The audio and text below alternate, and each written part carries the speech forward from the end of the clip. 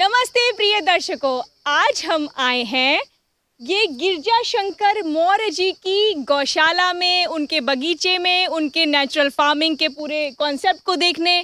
तो पहले हम इस बोर्ड को पढ़ लेते हैं। राष्ट्रीय गौ उत्पादक संघ व लोक भारती के नेतृत्व में पद्मश्री सुभाष पालेकर द्वारा प्रशिक्षित किसान गिरजा शंकर मौर्य द्वारा गौ आधारित प्राकृतिक कृषि फार्म, और ये स्थान ग्राम भादेसर मऊ, पोस्ट मलियाबाद, जनपद लखनऊ। संपर्क सूत्र भी लिखा हुआ है। यहाँ पर आते ही हमें सबसे पहले दर्शन हुए हैं हमारी प्यारी गंगा तीरी जो उत्तर प्रदेश की है गाय, उसके दर्शन। ये देखिए 1 2 3 4 5, यहाँ पे इस समय 5 गौवंश विद्यमान है और ये बहुत ही अच्छा यहाँ पे व्यवस्था है। मौर्य जी की वो 2 छोटे छोटे बच्चे हैं और ये मौर्य जी स्वयं, और मौर्य जी के साथ ये मौर्य जी के पिताजी। सबसे पहले बड़े जनों को नमस्ते। अच्छा, मौर्य जी की माता जी वो बैठी हैं। माता जी नमस्ते। चलिए मौर्य जी, अब आप बताइए इसके अपने। कोई बात नहीं, फिर से आएगा ना।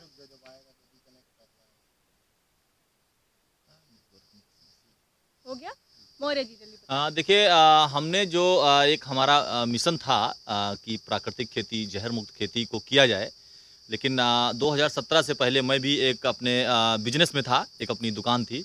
उस दुकान को मैं उस समय अपनी प्रिंटिंग प्रेस का काम कर रहा था। लेकिन बाय चांस के बाद मुझे वो दुकान को हटाना पड़ा किसी कारणों से। उसके बाद मलिहाबाद में श्री गोपेश्वर गौशाला, जहाँ पर मैं गया, वहाँ पर गौशाला के पूरे सिस्टम को देखा, वहाँ पर उसको समझा। समझने के बाद मुझे एक बात वहाँ से समझ में आई कि गाय से बहुत कुछ हो सकता है। गोमूत्र फ़िल्टर करके उसका गोमूत्र अर्क बनाया जा सकता है और उससे खाद बन सकती है, उससे दवाइयाँ बन सकती हैं। तो इन सब चीज़ों पर जब मैंने विचार किया, उसी समय श्रीमान सुभाष पालेकर जी लखनऊ में प्रशिक्षण कर रहे थे। कहीं से मुझे जानकारी मिली तो मैं उस प्रशिक्षण में गया और उसको 6 दिन का पूरा प्रशिक्षण लेने के उपरांत मेरे दिमाग में एक बत्ती जली कि ये नेचुरल फार्मिंग, जहर मुक्त खेती की जा सकती है। जीरो बजट खेती जो श्रीमान सुभाष पालेकर जी द्वारा कही जाती थी, आज तो एसपीके के नाम से जाना जाता है, वो उसको किया जा सकता है। और जहर जो आज हम खेतों में डाल रहे हैं, उससे हमारी मिट्टी भी बर्बाद हो रही है। एक तरफ हम ये कहते हैं कि मिट्टी हमारी माँ है, ज़मीन धरती हमारी माँ है, और दूसरी उसको हम जहर पिला रहे हैं। क्या हम अपनी माँ को, जिसने हमको जन्म दिया, उसको जब हम जहर नहीं पिला सकते तो उसको हम जहर दे रहे हैं? तो एक बहुत बड़ा एक कॉन्सेप्ट मेरे दिमाग में उस समय समझ में आया। गाँव के लोग और परिवार के लोग और जो हमारे बड़े भाई या जो भी लोग थे, उन सब लोगों ने मुझे एक समय के लिए, उस समय जब मैंने ये जहर मुक्त खेती करना शुरू किया, तो लोगों ने मुझे पागल घोषित कर दिया। उन्होंने कहा कि ये पागल हो गया है, ये अपनी खेती तो बर्बाद ही करेगा, साथ में ये स्वयं भी बर्बाद हो जाएगा। अच्छा, लेकिन एक अच्छा। दिमाग में एक ये जुनून था कि मुझे कुछ अलग करना है जी जी और जी। ऐसा करना है जिससे हम अपने स्वास्थ्य के साथ साथ में लोगों के स्वास्थ्य को भी अच्छा कर सकें। तो वो एक कॉन्सेप्ट दिमाग में था, तो मैंने पीछा नहीं छोड़ा। मुझे करना था, मैं करता चला आया, करता रहा। और एक जहर मुक्त खेती के रूप में गाय से बनने वाले जीवामृत, घन जीवामृत, बीजामृत, 10 पर्णी, नीमास्त्र, ब्रह्मास्त्र या जो जैव रसायन, कई प्रकार की चीज़ें थीं, उन सब को हमने बनाया और बना करके उनसे शुरुआत की। शुरू में थोड़ा नुकसान भी हुआ, अच्छा। क्योंकि कारण था कि पूरी प्रक्रिया को ना अपनाना। मैंने शुरू किया, जब पूरी प्रक्रिया को मैं नहीं अपनाया तो नुकसान भी हुआ। लेकिन एक दिमाग में था कि जब पूरी प्रक्रिया मैं ही नहीं अपना रहा हूँ, तो नुकसान तो होना ही है, कमी तो होना ही है, और उससे हमें कहीं से हताश होने की ज़रूरत नहीं। लोगों को लगा कि ये संभव नहीं है, ये गलत हो रहा है, ये गलत कर रहा है, अच्छा नहीं हो सकता। तो मैंने हताश नहीं मानी और मैं धीरे-धीरे उस प्रक्रिया को पूरा अपनाना शुरू कर दिया। आज पूरे देश के, चाहे वो कृषि विज्ञान केंद्र के लोग हों, चाहे कृषि विभाग के लोग हों, चाहे उद्यान विभाग के हों, सीआईएसएच के हों, या सीआईएसआर के जितने भी वैज्ञानिक गण हों, या भारत सरकार के जो मंत्रीगण हैं, वो लोग भी इसको सराह चुके हैं, बुला चुके हैं। अभी सोलन में 2021 में एक हाँ, 2022 में, मई 2022 में एक जो कृषि विज्ञान केंद्र हैं, उनकी एक पूरी एक गोष्ठी हो रही थी, एक साथ में सम्मेलन किया गया था। तो उसकी एक बैठक लखनऊ के कृषि विज्ञान केंद्र में हुई थी, जिसमें मुझे बुलाया गया। बाई चांस की बात, वहाँ उनके पास कोई ऐसा फार्मर नहीं था जो एक अपनी बात को रख सके। मुझे बुलाया गया स्टेज पर कि आप कृषि मंत्री जी नरेंद्र सिंह तोमर जी बुला रहे हैं, आप अपनी बात को रखें, क्या आप क्या कर रहे हैं? मैंने अपनी बात को रखा तो कृषि मंत्री जी ने उसको सराहा और सोलन में जो इतनी बड़ी कार्यशाला हो रही थी उसमें मुझे बुलाया गया और अपने एक खेती का प्रेजेंटेशन, एक आय कैसे, एक छोटे किसान की आय कैसे बढ़ सकती है उसको रखना है। मैंने उसको रखा तो वहाँ के जो कृषि मंत्री हैं, जो राज्य कृषि मंत्री हैं, उस सारे लोगों ने सराहा और पूरे देश में वो बात गई। तो उससे एक ये नज़र समझ में आया कि कुछ अच्छा हो सकता है, आगे बढ़ सकता है और किसानों को भी तैयार किया जा सकता है। कृषि विभाग के जो अपने अधिकारीगण हैं उन्होंने इस चीज़ को समझा और लखनऊ में कृषि विज्ञान केंद्र में कृषि विभाग का जो प्रशिक्षण, कृषि के जो अधिकारी हैं उनका प्रशिक्षण होना था, मेरे द्वारा उनका प्रशिक्षण भी दिया गया। तो एक 4 दिन की एक प्रणाली थी, 4 दिन में उन सबको प्रशिक्षण दे करके उनको आगे बढ़ाया गया। लेकिन अभी बहुत सारी चीज़ें हैं जो अधिकारीगण अभी वहाँ तक नहीं पहुँच पा रहे हैं, लेकिन जो किसान है वो आगे बढ़ सकता है। हमने इसको पूरा मॉडल के तरीके से बनाया है।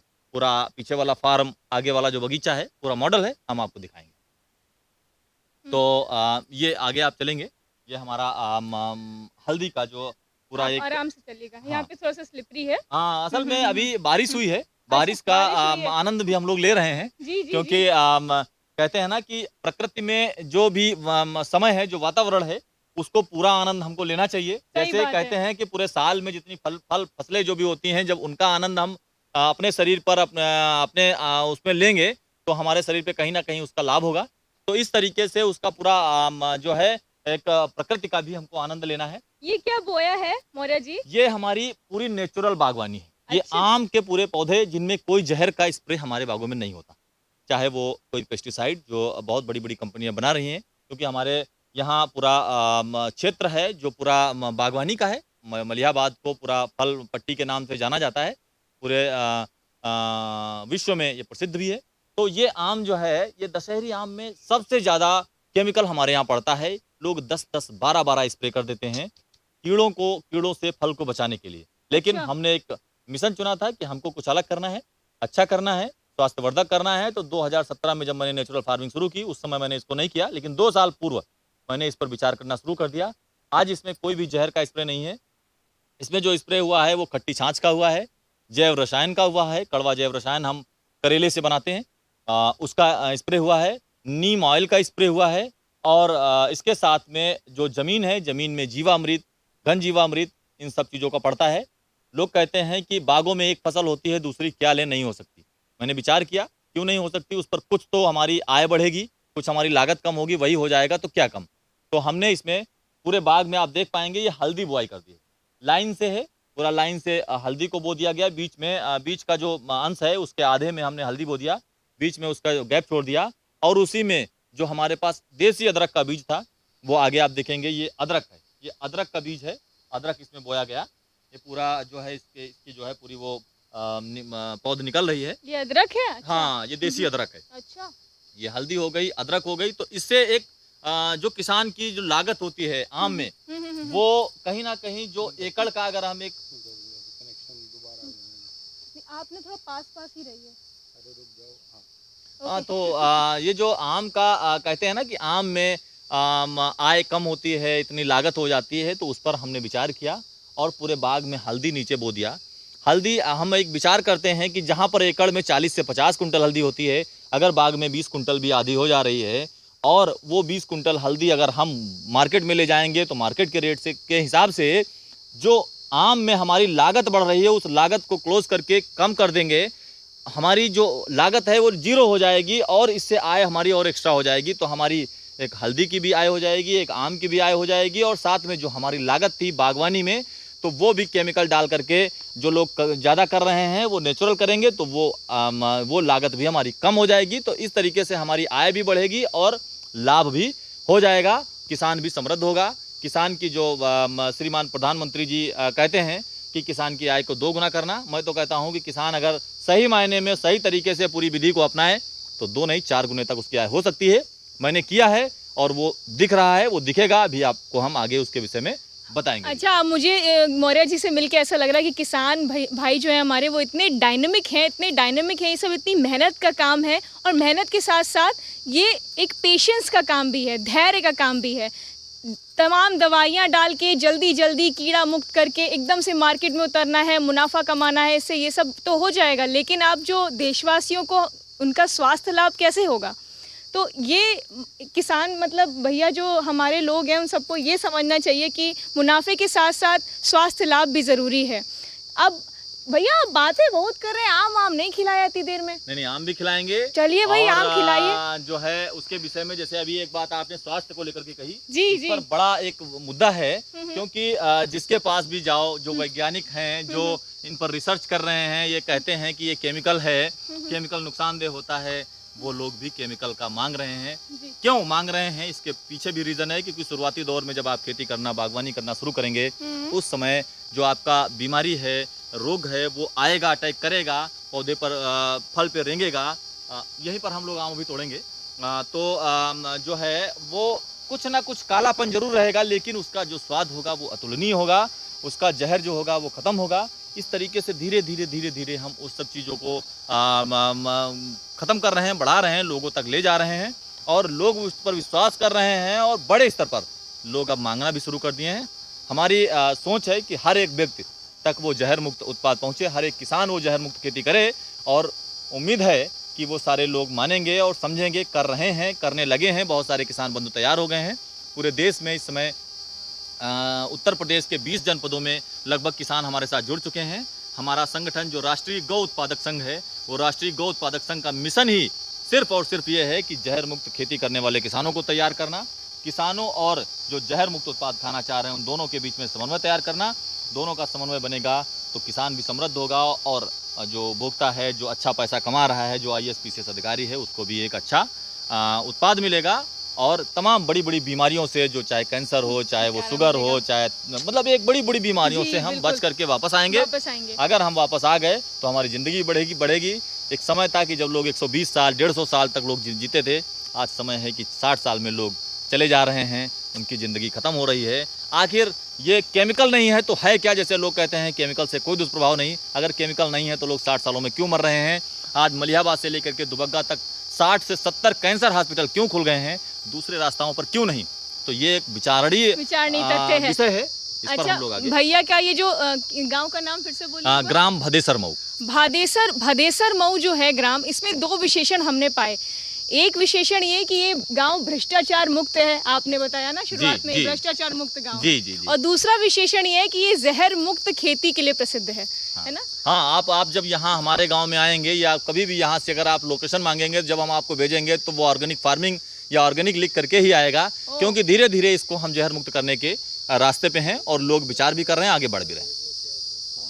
अच्छा, अब आम खिलाइए। जी, मैंने बहुत बोल लिया, अब आम तो खाएंगे। आइए हम लोग इधर ही पहले इससे चलिए, आज पहली बार जीवन में मैं आम तोड़ रही हूँ।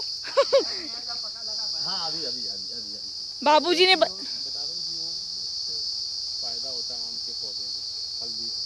हाँ, आम के पौधे से हल्दी को फायदा, क्या सीन है, क्या समझ में नहीं आया? आम से फायदा तो हल्दी से कोई फायदा नहीं।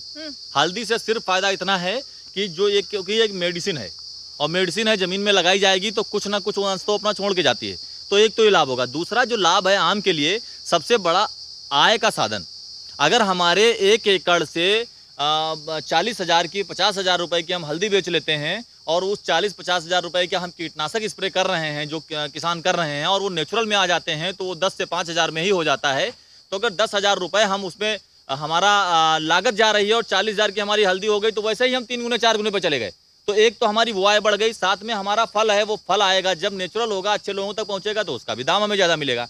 तो एक आय जो 2 गुने की प्रधानमंत्री जी की जो सपना मैंने आपको बताई, वो एक 10 गुने तक जा सकता है। इस पर मैंने एक एनालिसिस भी किया है, समझा भी है।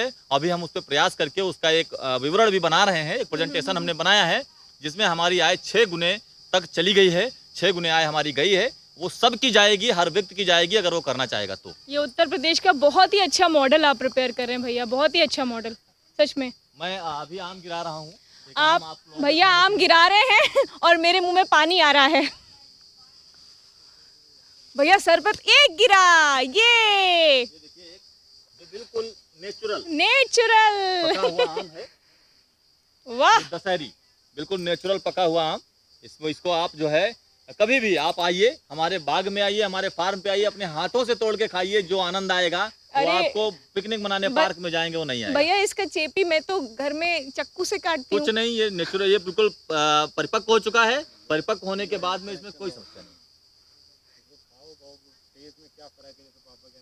यार एक कैमरा पकड़ दे, कनेक्शन हो गया, नहीं नहीं, कनेक्शन हो आप गया, ऐसे कनेक्शन हो गया। नहीं नहीं नहीं नहीं, वो मैं खा लूंगी। नहीं नहीं नहीं नहीं नहीं नहीं, आप ऐसे नोच वो के हो खाइए। गया कनेक्शन। अभी नोच के आप खाइए, जो आनंद आएगा उसकी बात ही दूसरी है। तो ये मैंने आज पहली बार हाथ से आम की चेपी हटाई है। वाह वाह, ये अल्टीमेट स्वाद है इस आम का। अभी धीरे धीरे खा रही हूँ तो मैं बताती हूँ आपको, हर सिप में बताती हूँ। नॉर्मल से थोड़ा सा मीठा अधिक लग रहा है मुझे, थोड़ा नेचुरल मीठा सा लग रहा है, मतलब एक अलग मीठा, चीनी चीनी नहीं, एक अलग सा मीठा स्वाद। ऊपर आ गए कपड़े के। अब वो तो होगा भैया और ये एक सौंधापन है लग रहा है मुझे इसमें, कुछ कुछ सौंधापन जैसा नहीं होता है। वाह, अरे खाते हुए मेरा वीडियो बना रहे हैं। अब मलियाबाद आए देखिए और आम नहीं खाया तो फिर क्या खाया है ना, तो इसलिए मैं सोच रही थी कि वीडियो बनाते बनाते आम खाऊंगी। अब आप लोग को अगर लालच आ रहा है ना तो फिर इसके लिए आपको मलियाबाद आना पड़ेगा। तो आम खाते खाते ये देखिए, यहाँ पर एक गंगी जी, जी बताइए। ये आम है, ये पूरा जो बैगिंग वाला, क्योंकि लोग कहते हैं ना कि बैगिंग से लाभ क्या, वो मैं दिखाता हूँ आपको। ये पूरी तरीके से परिपक्व हो चुका आम और ये पका हुआ आम, ये देखिए उसी में टूट गया, बैग में ही निकल रह गया।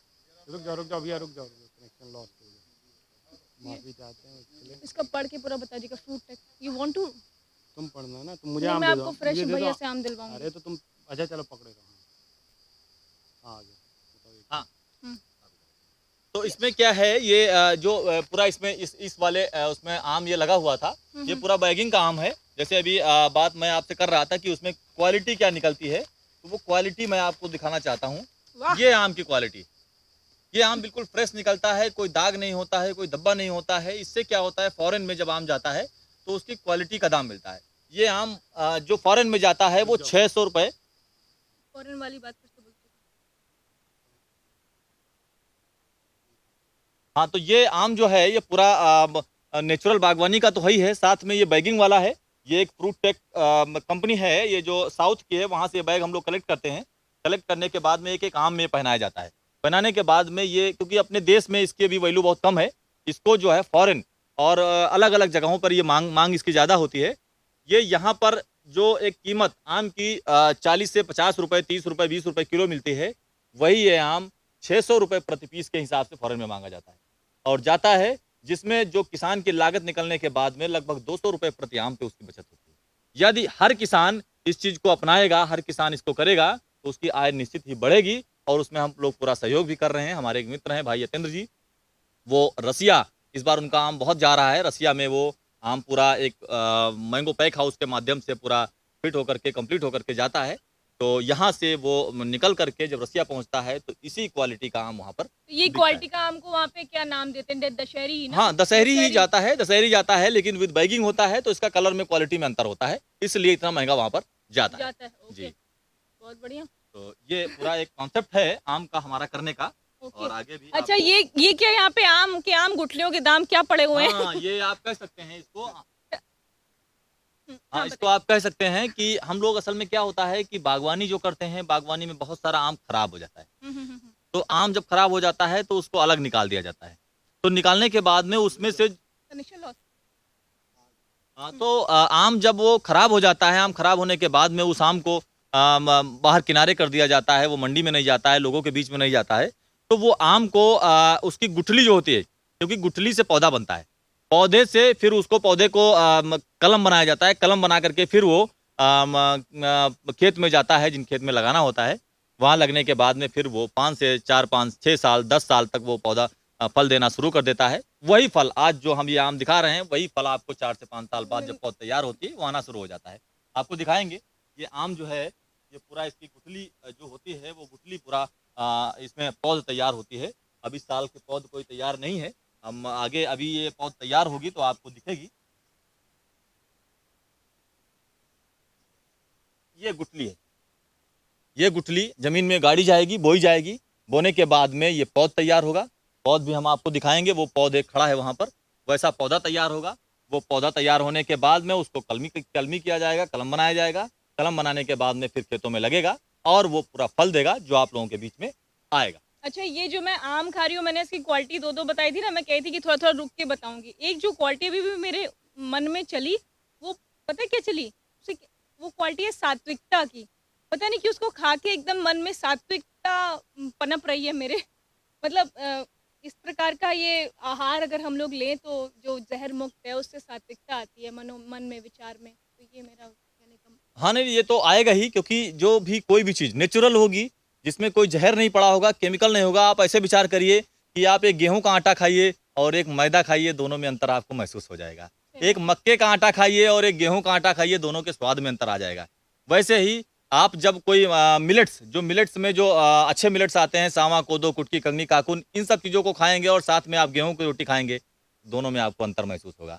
स्वाद का अंतर होगा, स्वास्थ्य का अंतर होगा, भाव का अंतर होगा। जब हमारा भाव बदलेगा तो हम लोगों के भाव पर आगे काम कर पाएंगे, अच्छे जगहों पे काम कर पाएंगे। स्वास्थ्य, जब हम अच्छी चीज़ों को खाएंगे, अच्छे मिलेट्स को खाएंगे, क्योंकि पहले बुजुर्ग मिलेट्स ही खाते थे और मिलेट्स खा के 100-100 साल, 120-20 साल, 150-150 साल तक लोग जीते थे। तो आज वो मिलेट्स गायब हो गया, वो दूसरे लोग उसको अपना लिए, हमारे यहाँ से चला गया, गेहूँ आ गया, मैदा आ गया। इसीलिए आज बड़ी बड़ी बीमारियों से हम ग्रसित हैं।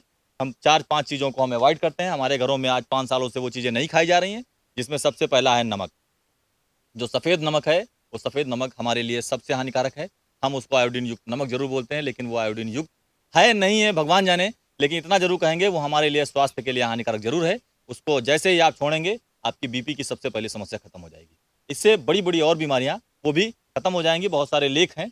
एक अपने वो गुरु जी हैं, आचार्य वैद्य राजेश कपूर जी, उनकी एक बुक है, उसको आप जब कभी पढ़ेंगे तो उसमें मैदा के विषय में, आटे के विषय में, उसमें तेल के विषय में, जो रिफाइंड तेल आता है कितना, अब बहुत सारे हम रास्तों में देखते हैं, लखनऊ जाते हैं तो देखते हैं गाड़ियों के पीछे लिखा हुआ है वो वाइट क्या क्या लिख रखे हैं कि हमसे ज़्यादा वाइट कोई नहीं। अब वाइट भी तेल आ गया। मतलब एक ऐसे ऐसे तेल, जितना ज़्यादा जो साफ किया जा रहा है उतना ही ज़्यादा उसके अंदर जहर पनप रहा है। आज रिफाइंड, मैदा, सफ़ेद नमक, चीनी, ये जो है ये हमको आज ही त्याग देना चाहिए। यदि हम त्याग देंगे तो हमारा स्वास्थ्य जरूर अच्छा होगा। ये मेरा अपना सोच है, विचार है, और मैंने अपने घर में इसको बदला है। आज हमारे घर में सफ़ेद नमक नहीं आता, सफ़ेद नमक की जगह सेंधा नमक खाया जाता है, और जो रिफाइंड है, रिफाइंड की जगह सरसों का तेल खाया जाता है, और जो अपना मैदा है, मैदे की जगह पर गेहूं का आटा खाया जाता है। और रही बात चीनी, थोड़ी बहुत कभी आ जाती है, नहीं तो फिर जो उसकी जगह पर जो गुड़ से बनी हुई खांड है, गुड़ से बनी हुई शक्कर है, जो प्योर देसी गुड़ है, वो खाएं। आपका स्वास्थ्य हित होगा, लाभ होगा, शुगर से भी बचेंगे, बड़ी बड़ी बीमारियों से जरूर बचेंगे। और इसी के साथ मैं भी अपनी वाणी को विराम देती हूँ। एक छोटा सा श्लोक बोलना, मतलब कुछ संस्कृत की पंक्तियां हैं, यही बोल कह सकती हूँ मैं। और एक भैया कुछ और भी दिखाना चाहते हैं, उसके बाद मैं इसको कंटिन्यू करती हूँ। हाँ, ये बहुत ही अच्छा मॉडल था। वो भैया पहले दिखा रहे थे, लेकिन फिर वो मैंने कहा कि जब कैमरा ऑन हो तब आप दिखाएगा, क्योंकि तब तक कि हमारे दर्शक भी इसको देखें। बहुत ही सुंदर तरीके से भैया ने एक व्यवस्था करके रखी है इधर। एक यहाँ से हम चालू करेंगे, दिखाएंगे आपको। यहाँ से दिखाएंगे, क्योंकि एक जो नेचुरल फार्मिंग का एक कॉन्सेप्ट है, जब तक वो नहीं देखेंगे, नहीं समझेंगे, नहीं समझ में आएगा। हमारी गाय यहाँ बनती है, बंधने के बाद में जो गोमूत्र उनका होता है, वो गोमूत्र इस गड्ढे में कलेक्ट होता है। अच्छा। कलेक्ट होने के बाद में वो गोमूत्र हमारे ड्रम में जाता है। ड्रम के बाद में ये ड्रम लगे हुए हैं, इन ड्रमों में जीवामृत, जो हम अपने खेतों में गाय के गोबर, मूत्र, बेसन, गुड़ और मिट्टी, इन सब चीज़ों को मिला करके जो जीवामृत बनाते हैं, वो इस ट्यूबवेल के माध्यम से जब पानी आता है, पानी से पूरे खेत में चला जाता है। तो ये एक कॉन्सेप्ट जो डायरेक्ट यहीं से पूरे खेत में जाता है, उससे कार्बन बढ़ता है, उससे फायदा होता है। तो ये धीरे धीरे का जो हमारा कॉन्सेप्ट है, वो जीवामृत, घन जीवामृत, बीजामृत, अभी कई सारी चीज़ें हैं। ये हमारा पूरा एक नेचुरल, जहाँ से हमने शुरुआत की थी, ये अच्छा, हमारा ये शुरू का बहुत ही 2017 से सुंदर। हमने इस फार्म को शुरुआत किया था। ये फार्म हमारा पूरा जहर मुक्त, इसकी कई सारे वैज्ञानिक आकर के इसका परीक्षण भी कर चुके हैं, मिट्टी ले जाकर के क्या इसकी क्या जांच कर लगाया चुके हुआ है हैं। भैया यहाँ पे? यहाँ पर बेसिकली हम पूरा मल्टी लेयर करते हैं। इसमें सबसे पहले हमने आम के पौधे लगाए। आम के पौधे का जो दूरी है वो 40 फीट बाई 40 फीट है। उसके बीच में हमने अमरूद के पौधे लगाए जो 20 बाई 40 पर लगाया। उसके बाद इसमें जो हमने केले का पौधा लगाया वो 20 बाई 40 पे लगाया। उसके बाद इसमें हमने पपीते का पौधा भी 20 बाई 20 पर रोपित किया है और साथ में इसमें नींबू का पौधा भी 20 ये बाई 20 पर रोपित किया है। तो ये प्लास्टिक के बैग्स किस लगा रखे हैं जैसे हाँ, आपने? ये एक बहुत ही बड़ा विषय है क्योंकि बहुत सारे किसान भी इन सब चीज़ों से परेशान हैं। जो बरसात का जो अमरूद होता है, वो कीड़े से खराब हो जाता है। एक डांसी होती है छोटी-सी मक्खी की तरीके सी, वो फल मक्खी बोलते हैं उसको, वो आती है अमरूद के ऊपर डंक मारती है और उसके अंदर कीड़े अपने आप वो पनप जाते हैं क्योंकि वो कहते हैं लार्वा बनता है, लार्वे से कीड़ा बनता है, वो पूरा खराब हो जाता है। तो हमने इस बार विचार किया कि इस अमरूद को कैसे बचाया जाए, अपने जो उपभोक्ता हैं उन तक कैसे पहुँचाया जाए, तो हमने ये बैग तलाशा और बैग को तलाश करके मैं आपको दिखाता हूँ। ये पूरा बैग, ये पूरा पन्नी, ऊपर से पन्नी लगी हुई और अंदर से पूरा ये बैग है।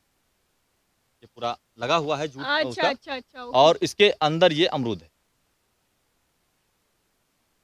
ये अमरूद बिल्कुल स्वस्थ रहेगा तब तक जब तक ये इसके ऊपर लगे बैग रहेगा। रहेगा। ओके। ये इसके अंदर पहना करके उसके ऊपर से ये पन्नी लगा दी जाती है ताकि ये बिल्कुल इसके अंदर कोई मक्खी ना जाए, कुछ भी ना जाए और नहीं जाएगी तो ये आम बिल्कुल सुरक्षित निकलेगा। सॉरी, अमरूद। अमरूद अमरूद अमरूद ये बिल्कुल सुरक्षित निकलेगा क्योंकि आम से शुरुआत किया था इसलिए बार-बार आम मुँह पे आ जा रहा है, ज़बान पे आ जा रहा है। ये पूरा फिट हो गया है। इसी तरीके से ये जो है आम है, आम को भी पूरा पैक किया गया है। ये चौथा वैरायटी है। इसको भी हम आपको कलर दिखाते हैं इसका, क्योंकि अभी वहाँ पर जो दिखाया वो पक्के का था, कच्चे आम का कलर आता है। ये भैया हम लोग को कच्चे आम का भी पैक्ड जो है इनका आम उसका कलर दिखाने जा रहे हैं। ये देखिए इसका बहुत बड़ा इफेक्ट है, अगर हर किसान इसको अपनाएगा तो निश्चित ही इसका लाभ मिलेगा। ये देखिए कनेक्शन लॉस नहीं आए तब खोलिए। ओके बताइए। ये देखिए ये जो आम है जो चौसे की वैरायटी है, ये आम इसमें कलर। अब ये देखिए 2 आम लगे हुए हैं, दोनों के कलर में आप अंतर पा सकते हैं कि केवल बैग का अंतर। ये बिल्कुल आम फ्रेश निकलेगा, बिल्कुल कलरदार निकलेगा। ये ऐसे ही लग रहा है कि पका हुआ आम है।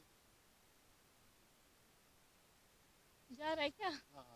हाँ हाँ, तो ये बिल्कुल ऐसा लगता है कि ये आम कच्चा ही है, लेकिन ये लग रहा है कि पका हुआ। तो ये आप लोगों के बीच में भी अभी आएगा, बहुत आप सुंदर। लोगों को उपलब्ध होगा, जब भी आप चाहेंगे, आप लोगों के चलिए, बीच में ये उपलब्ध तो होगा। बहुत अच्छा तरीके से मैनेजमेंट आपका बहुत ही अच्छा है आपके खेत का। इसमें कई चीजें और जो मैंने अभी आपको दिखाई, हम्म, चला ना, हम्म। ये पपीते का पौधा, ये अपने आप अभी ग्रोथ कर रहा है, इसमें कोई भी बीमारी नहीं आएगी क्योंकि मेरा अपना विचार है कि जहाँ पर केमिकल कम होता है, नहीं होता है, वहाँ पर कोई बीमारी ऑटोमेटिक कम हो जाती है। अच्छा ये 10 बाई 6 पर हमारा परवल लगा हुआ है। अभी इसमें बारिश की वजह से खरपतवार ज़्यादा हो गया, इसकी निराई होनी है। इसमें पहले हल्दी थी, हल्दी के भी पौधा आप देख पाएँगे बहुत सारे खड़े हुए हैं। इस बार हम पूरा प्रबंधन उस तरीके से नहीं कर पाए, ये हमारा परवल जाल के ऊपर जाता है। जाल के ऊपर परवल रहता है, नीचे हमारा उड़द, मूँग और हल्दी रहती है, अच्छा पूरे अच्छा में। इस बार अच्छा हल्दी भी क्योंकि मतलब कुछ कारणवश मैं बाहर परवल रहा। बेल का रूप में जाता है जी, ऐसा ये है ना? बेल में ऊपर चला हम्म जाता है, पूरा हम्म। बल्ब मिलता है, अब देखेंगे इसमें परवल भी लगा होगा। ये देखिए, ये पूरा अरे परवल वाह है, ये तो बड़ा सुंदर पूरा परवल है। देसी परवल, पूरा देसी बहुत परवल। सुंदर ये देखिए, पूरा आपको परवल की जो है क्योंकि ज़मीन में कहते हैं ज़्यादा माइक्रो न्यूट्रिएंट्स इसको मिलते हैं, जहाँ पर ये पौधा जाता है, वहीं पर ये जड़ पकड़ लेता है। तो जड़ जब पकड़ लेता है, तो वहीं से उसको ताकत मिलने लगती है, तो फल ज़्यादा देता है। तो ये इस तरीके से एक पूरा होलिस्टिक मॉडल, इसमें किनारे-किनारे नेपियर हमने लगा रखी है, चारे के लिए, गाय के लिए हो जाती है और ये हो जाता है, इसमें उधर मूँग लगी हुई है। मूँग का भी पौधा बहुत सारे लोग नहीं जानते होंगे, मैं आपको दिखाता हूँ।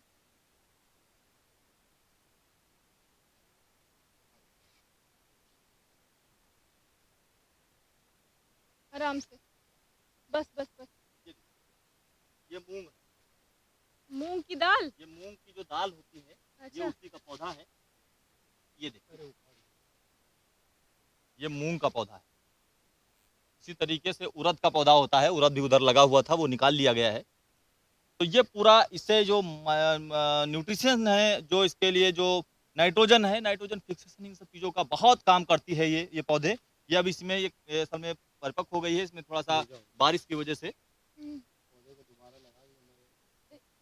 इस साइड थोड़ा कनेक्शन लॉस्ट है तो उधर ही चलते हैं फिर अब। हाँ। ये भी आ गया ओके तो इसमें क्या है कि ये जो मूँग का पौधा है, अभी इसको हम लोग खत्म कर रहे हैं, क्योंकि इसमें जो पहली बारिश हो जाती है, बारिश में अगर बारिश से पहले टूट गया तो ये अच्छा है, बारिश हो गई तो ये खराब हो जाता है। तो ये अब इसमें कुछ दाने जो हैं वो परिपक्व नहीं है, खत्म हो चुके हैं। तो इसको अब इसी में आच्छादन किया जाएगा। आच्छादन करने से उसका कार्बन बढ़ेगा, उसके जो केंचुए हैं वो अपना काम कर पाएंगे, तो पूरी तरीके से उसमें काम करेगा। चलिए, बहुत ही सुंदर आपका बगीचा। और मैं अब कुछ अपनी संस्कृत की लाइंस बोल के अब इस वीडियो को समाप्त करती हूँ, क्योंकि एक दो चीज़ और बची भैया कुछ। हाँ, बहुत कुछ है इस क्षेत्र में, क्योंकि इसमें हम इस खेत में बहुत कुछ नहीं दिखाएंगे तो भी बहुत कुछ छूट जाएगा, अच्छा क्योंकि ये एक ऐसा अच्छा। मॉडल है खेत का। आप देखिए, इसमें तरोई का पौधा, जी। ये तरोई है, इसमें सब्जी अभी सब्जियां देंगी, ये तरोई का पौधा है। साथ में ये आप पीछे जो देख पा रहे हैं, ये सहतूत का पौधा है, हाँ, शहतूत। ये सहतूत का पौधा है। आगे आप आएंगे और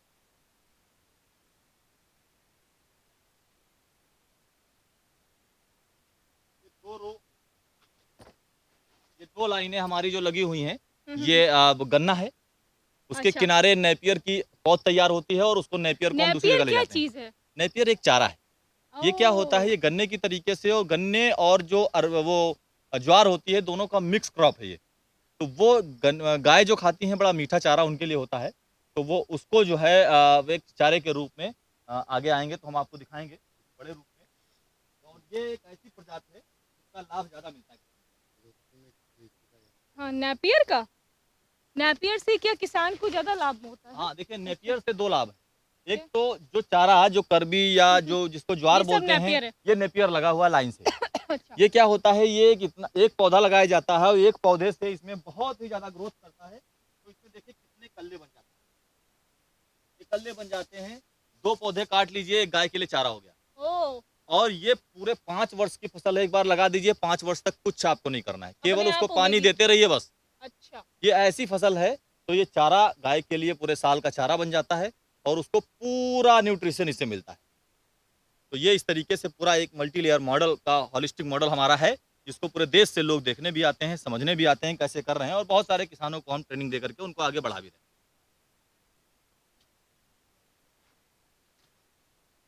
चलिए, अब हम अपने गौवंश की तरफ प्रस्थान करते हैं।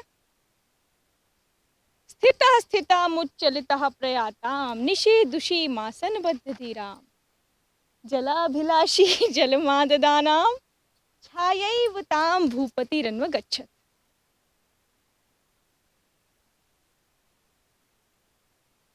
तो गोविद गोवंश आ गए हैं फिर से गोवंश के पास। और अब हमारी टीम है भाई गोविद गोवंश की, उसको भी तो आम खाना होगा, तो थोड़ा हम उनको आम वाम खिला देते हैं। और ईशावास्यमिदं सर्वं यत् किंचित जगत्याम जगत तेन त्यक्तेन भुंजीथा मा गृधः कस्य स्विद्धनम्। ये सब कुछ जो भी धरती में हम चीज़ें देखते हैं, वो सब कुछ भगवान का दिया हुआ है, ईश्वर का दिया हुआ है, और इसका त्याग पूर्वक हम लोग उपभोग करें, ऐसी मैं आप सबसे निवेदन करती हूँ। और इसी के साथ हमारी टीम को और गिरजा शंकर मौर्य जी को बहुत बहुत धन्यवाद, बहुत बहुत शुभकामनाएं। आपका इतना अच्छा प्रयास है कि इससे हमें बहुत प्रेरणा मिली। देखिए, धन्यवाद आप सभी का कि आप सभी लोग ऐसी बारिश में, ऐसे समय में भीगते हुए, और एक जो आपने अभी आते आते सबसे पहले बात कही थी ट्रैकिंग करते हुए, आपने जो मर्गी यहाँ पर आज आप लोग आए, इसके लिए आप सभी का बहुत बहुत आभार। और साथ में मैं आप सभी को एक बात जरूर कहूँगा कि हर व्यक्ति, हर जो अच्छा खाना चाहता है, वो एक अच्छे किसान को गोद जरूर ले। एक जी। गांव को, जो संभव हो तो एक गांव को गोद लें, और उसमें जो बदलाव का आप प्रयास कर पाएँ आप करें। उसमें जो हमारे संगठन का जो सहयोग हो सकेगा, हम पूरा हर तरीके से सहयोग भी करेंगे। और हर एक जो IAS, PCS और जो बड़े अधिकारी हैं, क्योंकि हर व्यक्ति को अच्छा खाना चाहिए, तो एक फैमिली फार्मर कॉन्सेप्ट जरूर आप अपनाएं। फैमिली किसान, फैमिली फार्मर, फैमिली डॉक्टर की जगह पर फैमिली फार्मर बनाएंगे तो किसान भी आगे बढ़ेगा और आपका स्वास्थ्य भी अच्छा रहेगा। जो तमाम पैसा आप जो डॉक्टर को दे रहे हैं, पैसा कमाते अपने परिवार के लिए हैं, अपने बच्चों के लिए हैं, लेकिन वो जाता डॉक्टर के पास है, वो ना करना पड़े, स्वास्थ्य भी अच्छा रहे, आपका परिवार भी अच्छा रहे। इसके लिए बस इन्हीं शब्दों के साथ आपको नमस्कार, वंदे गौ मातरम। आगे आप लोग विचार करें। जय जय गौ माता, जय गौ माता। धन्यवाद।